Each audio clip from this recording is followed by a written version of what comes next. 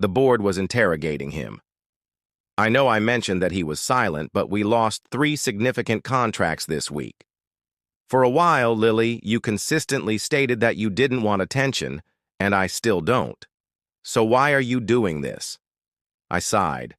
I'm defending Darren, not undermining him. The client's reputation is what counts, and he left those items in my care for 12. My father didn't respond, saying that he had never learnt how to hold them himself, because despite his disagreement, he acknowledged my correctness. And 3 days later, I entered the Ellington Maddox headquarters conference room was a small area close to Boston Harbor, where there was a strong odor. Nina, my assistant, gave me a folder with an update on the vendor expansion, including things like new paint and the potential plan, she adding that 3 of your previous warehouse managers have expressed interest in joining us. I had already resigned when I cautiously opened the folder containing the resumes of the applications and handwritten messages from those I'd mentored, trained, and trusted that Darren had ignored or marginalized you. I asked, "Do you think they're ready?" They laughed and replied, "Wherever Lily goes, we leave." I sensed something more stable and powerful than retaliation.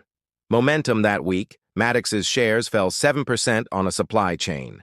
Significant disruptions in their vendor operations were noted by the analyst in the industry publications selected. Up the narrative, they conjectured about rumors of instability and poor management. Layoffs, but Lily Maddox of the Whisper Network remained. She has returned and is creating something that I never verified, I didn't require. In the meantime, Darren publicly doubled down after many noticed the writing on the wall. He claimed that everything was good on the inside, reduced expenses, shortened hours, and put pressure on departments to accomplish more with lower morale. Turnover increased, and he didn't recognize that a company's people are its most important asset, not its technology, headquarters, or branding consultants. On a calm Saturday morning, I went back to our grandfather's gravesite. It had been 5 minutes. People remember how you treat them. I brought coffee and sat on the old bench under the oak tree that he used to frequent years ago. I added softly, "Love, I know this isn't how you wanted the company to be, but I pictured him grinning with that crooked grin of his, the one that appeared when the wind gently rustled the leaves. Intended to continue, so I took out my phone and launched a spreadsheet with all of the numbers, routes, and margins. One by one, the parts were fitting together, and Darren hadn't even noticed. It was humming like a melody I knew by heart. Darren had always been a showman, even when we were just starting the storm.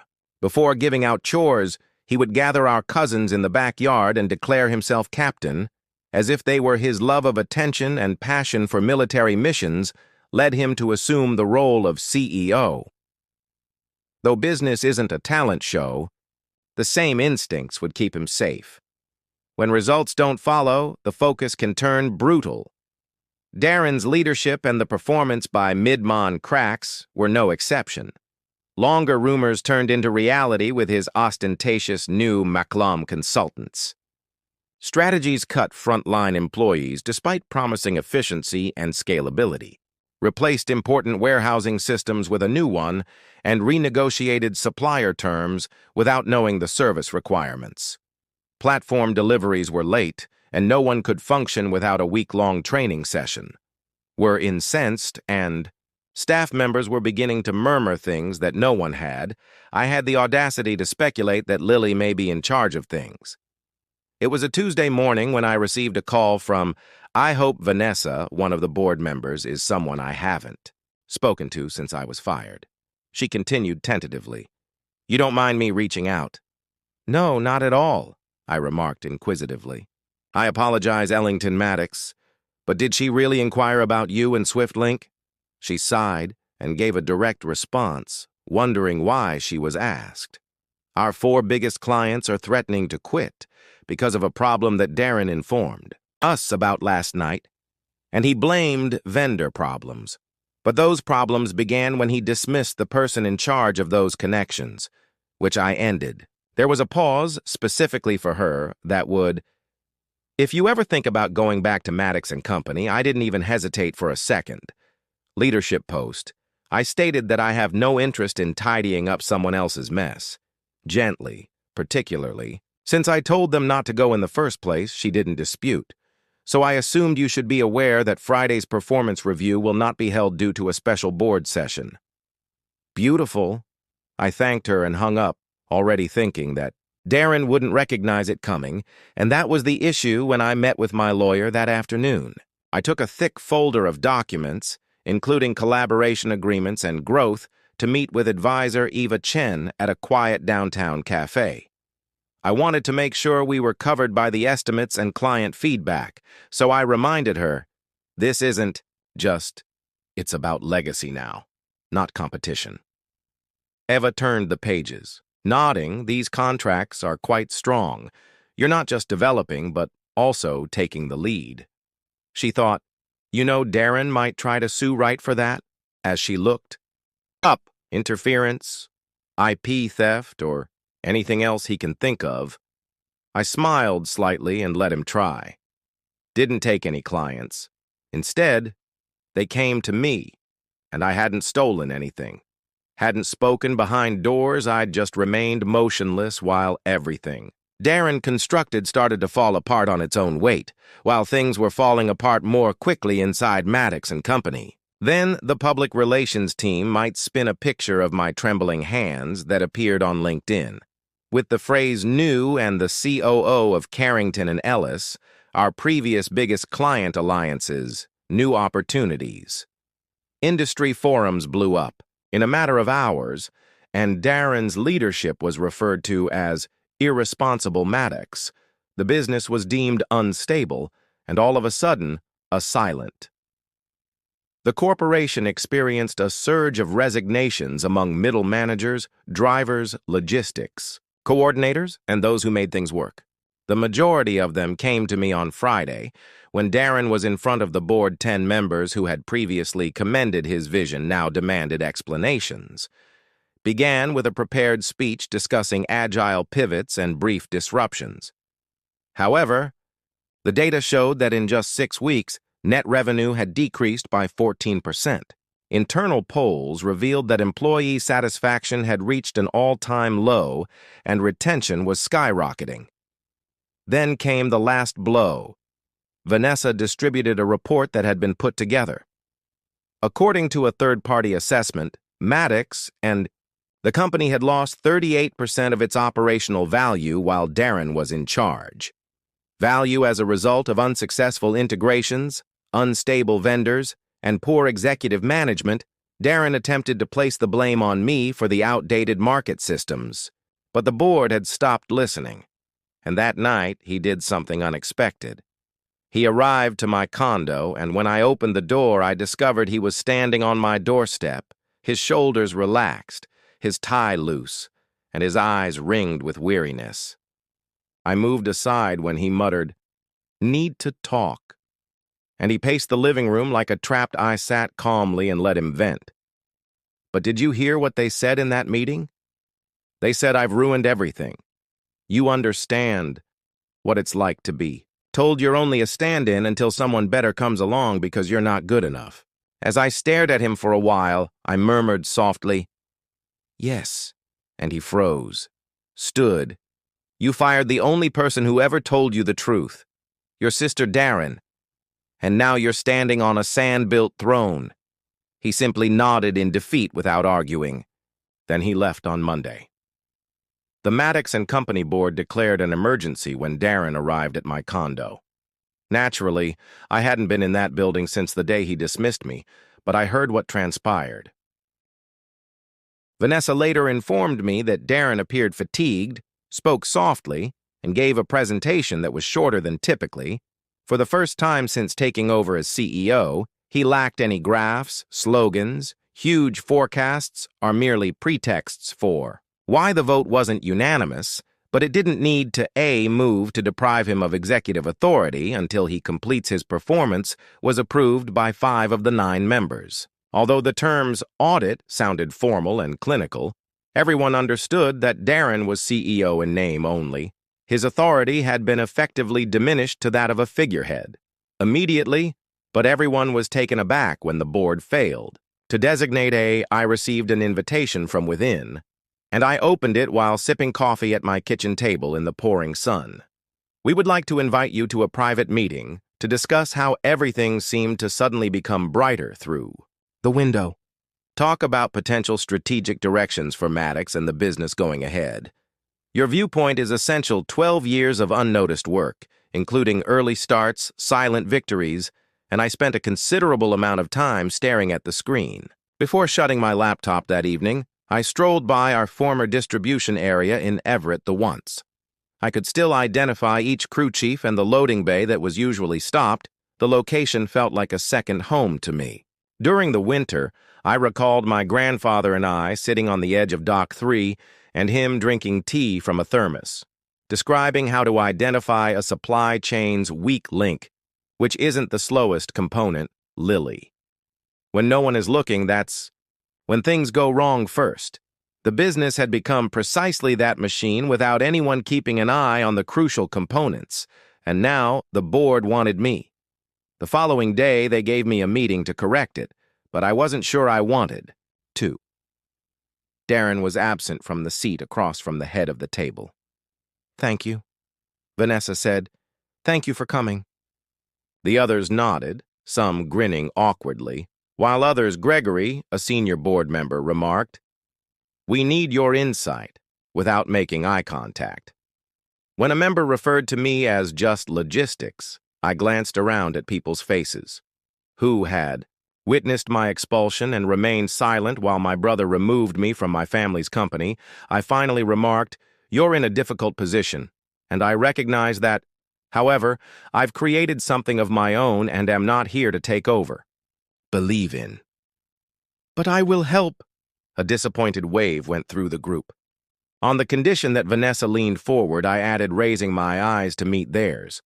"I would like complete access to the financials, vendor agreements, and staffing. Reports, everything. If you want my assistance, there should be no more politics or secrets. They unanimously agreed to stabilize this business. Therefore, I need to know how broken it is." Then, I became the CEO without a title or news release, just doing the actual work. As I dug further, things became worse. A large client had filed a lawsuit alleging breach of contract, and several supplier contracts were set. Darren didn't read that 3 warehouses were understaffed, and one was set to auto-renew with exorbitant pricing terms. Had not been examined for months, but the internal communications I discovered between Darren and the she's too sentimental to be a leader, according to Macklem Consultants, and she gets too emotional. Excessively sentimental, but the remark lingered with me, as if sympathy was a weakness. Knowing the names of your colleagues' children made you weak because they couldn't comprehend others. Stay for caring leaders, and the majority of such individuals were present at Ellington Maddox when I phoned one evening. My old warehouse manager from our Brooklyn location, Miguel, now oversaw one of my new depots with a level of devotion you couldn't purchase. "Do you think we could sustain a short-term increase in supply?" I asked, and he didn't even. He laughed. "You really are your own, but they don't realize it's from us." We discreetly shifted inventory, covered routes, and dispatched backup vehicles for grandfather's granddaughter. No press, no autographs, simply assistance to clients still under Maddox's flag. Sometimes generosity was denied and subsequently repaid, while other times retaliation wasn't overt. A week later, I got a message from Darren saying, "Thank you. On your own terms." I know it was you only said 7 words, with no explanation or apology, but perhaps some things didn't require words. So I didn't respond, but the basic idea was I was done being silent, even though it was still cracked, but holding backbone, and I was the architect on which the board held its last vote. I wasn't formally invited to Darren's position on Friday morning, but Vanessa had already texted, "Please be nearby," just in case. By that time, I had gone over every document, vendor contract, and what I discovered created a picture of the policy that Darren had changed, overlooked, or completely disregarded clear image of a man who was out of his depth and didn't intend to be a villain. Demolish Maddox and Company. He had just been too arrogant to acknowledge that he lacked the qualifications to serve as its leader. Remove damage. That morning, I sat in a small cafe across the street, sipping, silently on my phone while my laptop was open. It was like viewing an old movie while drinking tea and gazing at the glass-fronted office building that used to be my second home. There was tension in the boardroom when a buddy had surgery, and Vanessa subsequently informed me that Darren had, in wearing a dark suit, a clean tie, and a wink. With assurance, he brought an updated business strategy along with presentation charts and estimates. The issue was that it was too late. The clients had left, the numbers were in, and the what none of them anticipated, however, was Darren's. Last action. Trust was broken. He clicked to the final slide and declared, "I've secured a private investor, ready to contribute $4. $2 million. In return for a seat on the board and a minority shareholding that caught their interest." "Who's the investor?" Gregory came forward, and Darren paused, saying, "I'm not at freedom to identify them until the outcome of the vote." And that was his error. The desperate play was intended to cause them to hesitate, but the board smelt the bluff right away. Darren, regardless of how well dressed, required leadership, and they needed to be hesitant.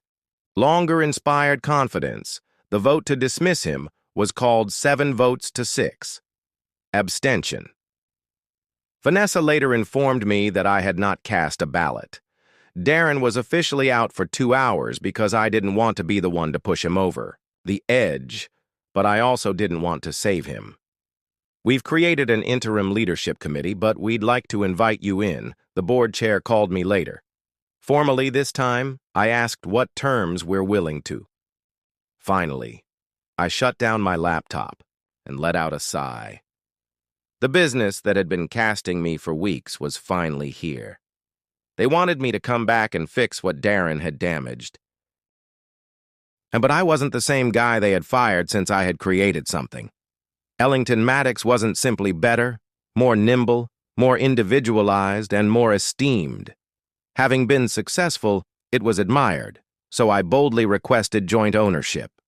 "You want me to rebuild the business, and I want to accomplish that. Your controlling stake in Maddox and the company is equal to the board's total. Own the foundation." Since there was silence this time, I'll present my team's proposition. Client stability, rebuild vendor confidence, and repair our image. Proceeded, but I don't tell anyone who, to my astonishment, didn't reject me when I was pushed out. That evening, I had my final meeting with Darren, and they requested a proposal. Texted you while we were having coffee at a 24-hour. Our grandfather used to adore a cafe on the docks with greasy tables, flawless pancakes, and waiters, who, after one visit, remembered your name and appeared quite worn out. He added softly, "I know I thought tired. I didn't mean for it to go like this. Every time I took us anywhere, you would be in the background keeping everything together." He nodded slowly. "But you didn't lead us anywhere, Darren. You moved on without looking to see if anyone was following. I stared at him for a while, but suddenly you take over and run everything." "Time, no," I declared. "I'm reclaiming it for the people who value it, not taking over. Legacy you may despise me for, but it was never yours alone." He didn't dispute that, simply shoved his dish aside, and stood, saying, "For what it's worth, you long before I donned the title, I deserved it. I didn't answer a few questions, didn't require a response, so I met with my lawyer the next morning to finalize the proposal and send it to the board. It was approved by the end of the week, and the company would merge with Ellington Maddox as part of a dual brand shift. Would serve as the new organization's managing director, having complete authority over staff retention, restructuring, and client relationships. There were industry blogs with discreet congrats from people. Whoever said I was too gentle, I didn't care, because what really mattered was I stood at the front of the room where Darren had dismissed me for the staff meeting I conducted the following Monday. I'm not here to stare at a sea of faces that I haven't seen in months, the throng murmured. I'm here to rebuild with you. So I said, celebrate. I am aware that it has been shattered and that I know who did it, but more significantly, I know who kept it intact for as long as they could. This wasn't retaliation. There were silent smiles, praise, and tears. 6 months following the merger, I took a tour of the freshly renovated with a hard hat in one hand and coffee in the other. Maddox and company headquarters sprang back to life. Forklifts beeped rhythmically in the distance, and voices came from open plan departments. They didn't whisper to new hires, returning veterans, or those I hadn't seen since the day I was fired. They stopped me in the halls, smiled, asked questions, shared victories, and I promised that there would be no leadership behind closed doors or in a corner office in exchange. Would be a presence rather than a title, and the new Maddox wasn't ostentatious. However, it was tenacious. We restored full benefits, started a rotating program, and reinvested in staff training. The company's leadership program to train future managers was finally taking shape. Ought to have continuously served as a forum for people that fall on. The final night, I went to a logistics symposium in Chicago. When it was time for me to speak on a panel called Resilience in Legacy Businesses, the moderator asked, since taking over your family business, what is the most significant lesson you've learned? I didn't think twice. Legacy is what you create when no one else is around, not what you inherit. Observing, a lengthy silence was broken by silent cheering, not because it was a dazzling response, but since it was accurate, I got a letter that, Winter from Darren. It was a brief handwritten note that was not an email or text. When he was anxious, he constantly wrote in a stiff, extremely precise manner, I've taken a role with a nonprofit, devoted to mentoring impoverished youngsters. I'm finally learning how to listen, and I just wanted to express. Even though I didn't deserve to be a part of the family, I appreciate you keeping it together. After carefully folding the note, I put it in my desk drawer. To a 1959 photograph of the initial delivery vehicle and our grandfather's pocket watch, I discovered that forgiveness didn't always have to be expressed out loud. Sometimes, it only required you to quietly close a door. I went back to our first warehouse in Everett last January once it was unlocked. At that moment, I wasn't by myself. 24 staff members, including both new hires and seasoned veterans, accompanied me as we exposed a tiny brass plaque that was anchored into the concrete at Loading Dock 3 on a chilly morning. It said, "In memory of Harold Maddox, who taught us that the strongest parts of any company are the ones you can't see." I nodded while stroking my gloved fingers while Miguel wiped a tear from his cheek. He would have liked this. He would have detested the plaque because of the etched wording, but he said it was too. At home that evening, I sat on my balcony and watched everyone giggle. The vista was the same as when I sat at the harbor the morning after Darren dismissed me, yet everything had changed slightly. My niece and nephew Darren's children knocked on the door carrying a tray. Their mother waited in the car with 2 mugs of cocoa and handmade cookies, but they rushed in as if it were their first time. Uncle Darren, my second home, stated, "You're the boss of everything now." Ava exclaimed with pride, asked Jack, his eyes, "Can we come see the trucks again sometime?"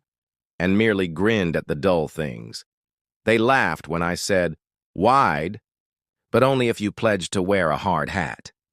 I'd worked hard to keep my family intact, but it was complicated and damaged.